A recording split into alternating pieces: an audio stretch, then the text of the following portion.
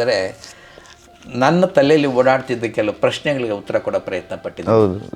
ಮೊದಲನೇದಾಗಿ ಆಂಜನೇಯ ಅಂದರೆ ನಿಜವಾಗಲೂ ಕೋತಿನ ವಾನರನ ಅನ್ನೋದು.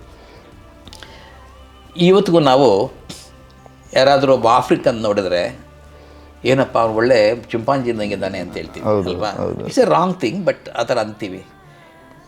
ಉತ್ತರ ಭಾರತದಿಂದ ಬಂದ ಶ್ರೀರಾಮನ ಕಡೆ ಜನಕ್ಕೆ ದಕ್ಷಿಣ ಭಾರತದ ನಮ್ಮ ಜನ ಸ್ವಲ್ಪ ಹಂಗೆ ಕಂಡಿದ್ದಾರೆ ಆಶ್ಚರ್ಯ ಅಲ್ಲ. ಹಾಗಾಗಿ ನಮ್ಮನ್ನು ಅವರು ಏನೋ ವಾನರ ಥರ ಅಂತ ಹೇಳಿದರೆ ಆಶ್ಚರ್ಯ ಅಲ್ಲ. ಹಾಗಾಗಿ ಆಂಜನೇಯ ನನ್ನ ದೃಷ್ಟಿನಲ್ಲಿ ದಕ್ಷಿಣ ಭಾರತದ ಒಬ್ಬ ವೀರ ವ್ಯಕ್ತಿ ಅಥವಾ ಶೌರ್ಯವಂತ ಮನುಷ್ಯ ಅಷ್ಟೇ ಹೊರತು ಅವನು ಏನೋ ವಾನರ ಅಲ್ಲ.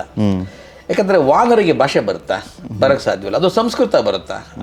ರಾಮ ಮಾತಾಡ್ತಾ ಸಂಸ್ಕೃತ ತಾನೇ. ಸಂಸ್ಕೃತ ಹೆಂಗೆ ಬರೋಕ್ಕೆ ಸಾಧ್ಯ? ಭಾಷೆನೇ ಬರೆದಿರ್ಬೇಕಾದ್ರೆ ಸಂಸ್ಕೃತ ಸಂಭಾಷಣೆ ನಡೆಸ್ತಾರಲ್ವ ಒಬ್ಬರೊಬ್ಬರು. ಸುಗ್ರೀವ್ ಆಗಲಿ, ವಾಲಿ ಆಗಲಿ, ಅಥವಾ ನನ್ನ ದೃಷ್ಟಿನಲ್ಲಿ ಅವ್ರು ಯಾರೂ ಕೋತಿಗಳಲ್ಲ, ಅವ್ರು ಯಾರೂ ವಾನರಲ್ಲ. ದಕ್ಷಿಣ ಭಾರತದ ಟ್ರೈಬಲ್ ಪೀಪಲ್ ಅಂತ ಇಟ್ಕೊಳ್ಳೋಣ.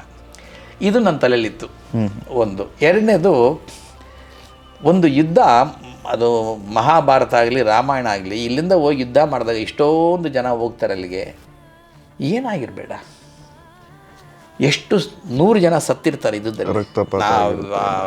ವಿವರಣೆ ನೋಡ್ತಾ ಇರ್ಬೇಕಾದ್ರೆ ರಾವಣ ಬಿಟ್ಟು ಬಾಣಗಳು ಅಥವಾ ಅವನ ಮಗ ಇಂದ್ರಜಿತ ಬಿಟ್ಟು ಬಾಣಗಳು ನೋಡ್ತಿರ್ಬೇಕಾದ್ರೆ ಏನೆಲ್ಲ ಸಾಯ್ತಾ ಇರ್ತಾರೆ. ಅದೋಯ್ತು, ಕೊಚ್ಕೊಂಡೋಯ್ತು, ಸಿಡಿದೋಯ್ತು. ಎಷ್ಟು ಜನಕ್ಕೆ ಕಣ್ಣು ಹೋಯ್ತೋ, ಕಾಲು ಹೋಯ್ತೋ, ಎಷ್ಟು ಜನಕ್ಕೆ ದೇಹ ಅಂಗಗಳಿಲ್ಲದೆ ಆಗೋಯ್ತು, ಎಷ್ಟು ಜನ ಆ ರೀತಿ ಅಂಗ ಕಳ್ಕೊಂಡು ಜೀವ ಉಳಿಸ್ಕೊಂಡು ವಾಪಸ್ ಬರ್ತಾರೋ. ಅವರೆಲ್ಲ ವಾಪಸ್ ಬಂದಾಗ ಅವರ ಸಂಸಾರದಲ್ಲಿ ಆಗುವ ನೋವನ್ನು ನಾವು ಒಂದ್ಸಲ ಗಮನಿಸ್ತೀವ. ಹೌದು. ಇವೆಲ್ಲ ಆಗಿದ್ದು ಯಾಕೆ? ಒಬ್ಬಳಿಂದ, ಸೀತೆಯಿಂದ.